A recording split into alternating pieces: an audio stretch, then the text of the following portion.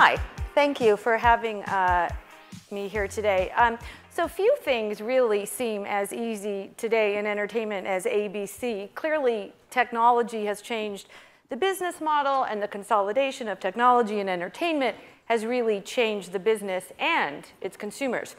So this year, we saw three remarkable trends that fueled that: the networked world of algorithms, brands, and connections. So before we get into what that means, let me tell you a little bit about the study. We've been doing this study about how people share, consume, and watch entertainment for the past 9 years in the US and UK. This is just US data you're going to see today, but I have the UK data for those who are interested. And this is an online survey, and we did it just this past August. Let me tell you a little bit about some of the findings over those 9 years. We started back when we were focused on issues such as piracy, which was really tormenting the industry. In 2010, we saw that social networks themselves became a source of entertainment. And then last year, we defined it as the selfie-style entertainment experience, with consumers really wanting entertainment how they wanted, when they wanted, and really taking control of content. This year, in the era of networked entertainment, we talk about how it operates in networks and how it finds and builds relationships with consumers. So, similar to our global trust barometer, we wanted to gauge how much do consumers actually trust these individual sectors.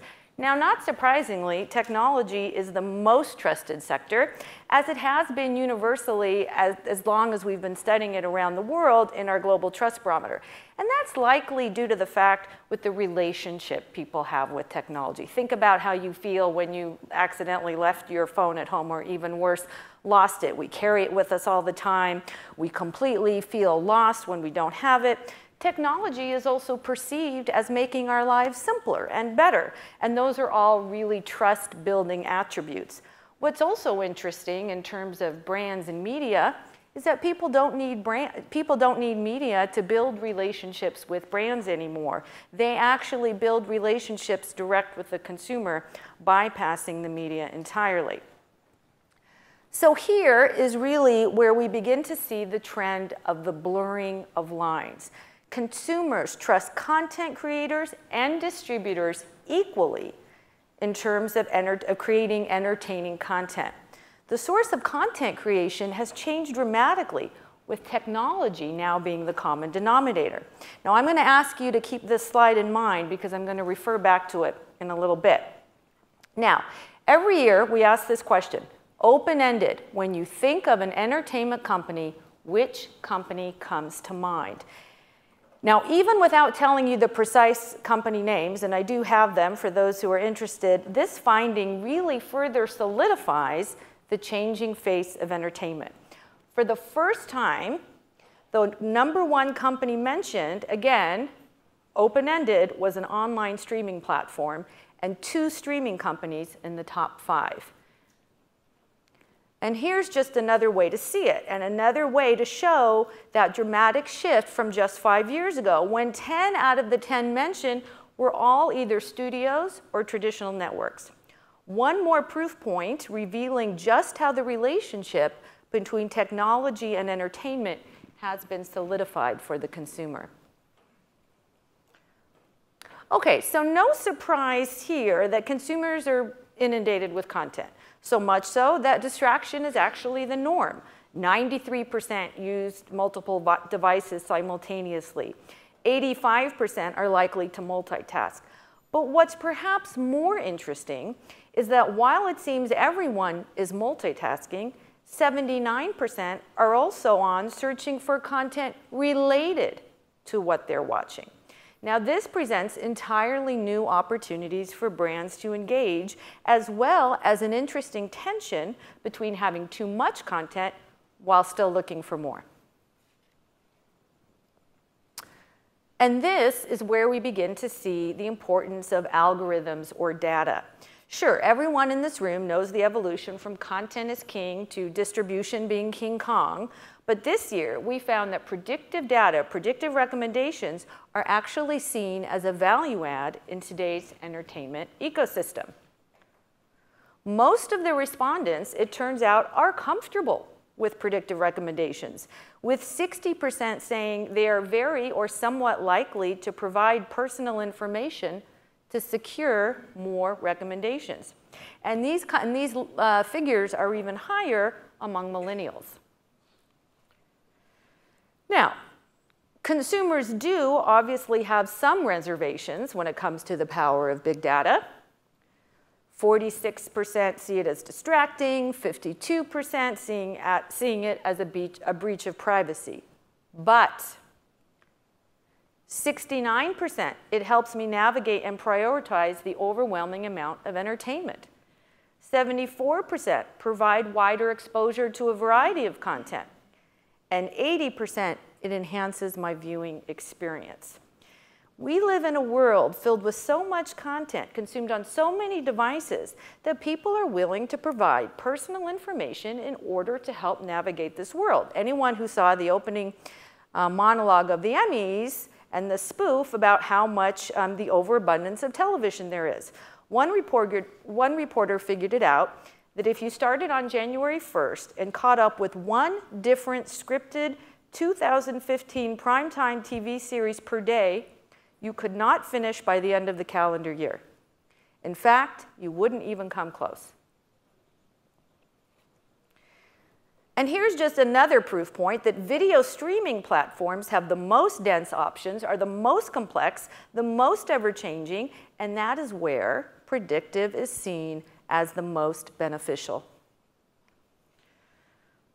So as a result of all of this, never before have brands had the opportunity to engage and deepen existing relationships, all the while creating new ones. And this is where we begin to see the tremendous influence of brands. So I hope you guys can see this. Can you read this okay? Okay, good. So first, you see that a recommendation from or a connection to a brand or a product I like is as influential as professional critic in driving entertainment spending. Do you see that? That is pretty significant. A recommendation for or a connection to a brand or a product I like is as influential as a professional critic in driving entertainment spending. That is significant and shows that brands that align with entertainment content have the opportunity to engage that much more deeply with fans. We also see here that factors that help fuel social interaction, like popularity of the entertainment and being one of the first to have the new entertainment, it acts as sort of a social currency, and as such, has value that has been steadily increasing. And it all comes down to trust. There is great opportunity for those companies and brands who have already built relationships to deepen that trust by providing the content and the curation. Look at this. The likelihood to watch content created by a brand I use or trust is as high as content from friends, family, and video streaming platforms. And brands are actually 20% more influential than BuzzFeed. So what does all this tell us? It tells us that consumers' inner circle of trust is dominated by high-touch relationships. And what any stakeholder does to amplify that uses technology, data, and brands. So remember that slide I told you to keep in mind? Well, here it is again, but we've added another column. A brand you buy. And you can see the absolute blurring of lines between who is most trusted to create entertaining content. A brand I buy, a brand I have a relationship with, a brand I trust is as equal to streaming video platforms, traditional broadcast, and cable network, all trusted equally. Now, of course, in order to build trust, the content needs to be compelling.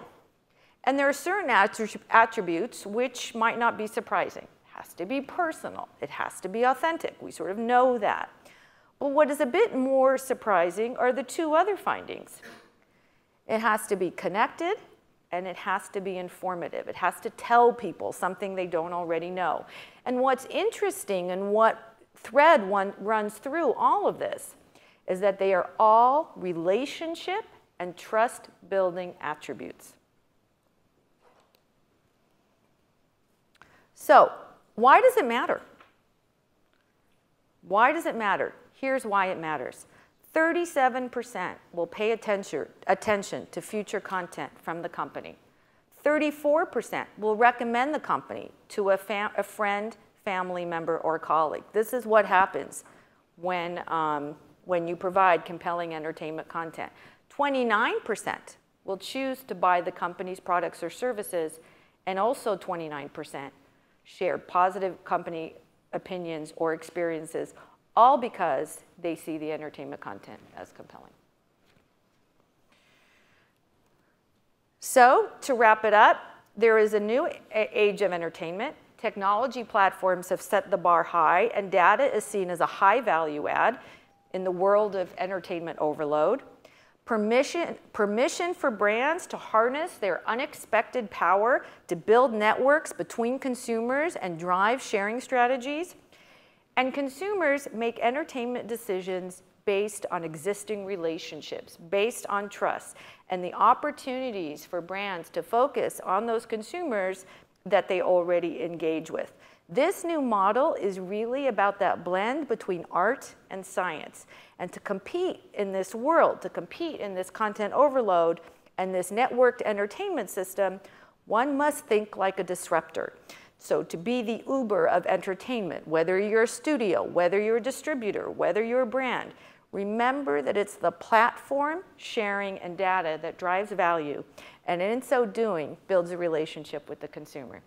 Thank you very much.